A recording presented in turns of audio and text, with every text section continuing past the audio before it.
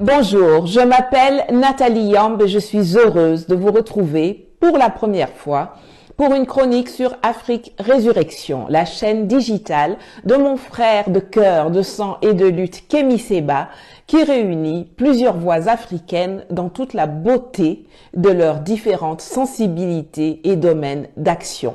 Pour ce premier épisode, nous allons nous attaquer à l'aide publique au développement. Le 16 novembre 2022, le Quai d'Orsay annonçait via un communiqué la suspension au Mali de l'aide publique française au développement à cause de, et je cite, l'attitude de la junte malienne qui s'est alliée à la milice Wagner et du risque de détournement élevé. Fin de citation. La France assure cependant maintenir son aide d'urgence et son action humanitaire au Mali. Mon Dieu, qu'ils sont gentils. Ceux qui me suivent depuis longtemps savent que je combats avec acharnement le principe de l'aide publique au développement, qui ne développe que le pays qui prétend aider. 80 ans d'aide publique française au développement ont apporté quelle amélioration en Afrique? Au Mali, en 5 ans, de 2017 à 2021, l'APD française représentait 587 millions d'euros, soit 385 milliards de francs CFA. Ça a donné quoi? Ça a développé qui? De 2018 à 2019, par exemple, ils ont multiplié leur aide par 7, passant de 30 millions d'euros à 205 millions. Vous avez vu quelle différence dans la vie des Maliens? De 2020 à 2021, ils ont divisé par 3 leur aide, qui est passée de 110 millions à 39. Vous avez vu quel impact? L'aide publique au développement est une arnaque qui sert surtout à donner bonne conscience aux donateurs qui savent très bien l'utilisation tordue que nos chefs d'État font de cet argent. Ils lancent des projets d'infrastructures pharaoniques et surfacturés qui ne profitent pas à la population, où ils détournent directement l'argent dans leur propre poche. Pratiquement, rien ne parvient aux citoyens, mais c'est nous qui sommes endettés par la suite, parce que, contrairement à ce que beaucoup comprennent, l'aide n'est pas un cadeau, loin de là. Ce sont des prêts, des crédits, et très peu de dons qui, pour la plupart, vont à des ONG françaises qui se choisissent quelques partenaires locaux qui, en contrepartie, acceptent pour la plupart de devenir des agents d'influence plus zélés pour servir la France que leur propre contrée.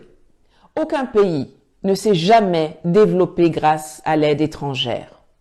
J'espère donc que le gouvernement malien va saisir cette opportunité pour non seulement se réjouir de la fin de ce mécanisme avilissant, mais également pour interdire formellement le financement par la France de toute organisation non gouvernementale et de la société civile malienne.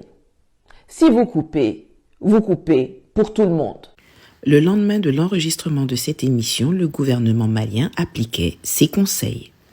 Dans nos pays, le montant des transferts, c'est-à-dire des envois d'argent des migrants vers leur pays d'origine, surpasse de très loin le montant de l'aide publique au développement.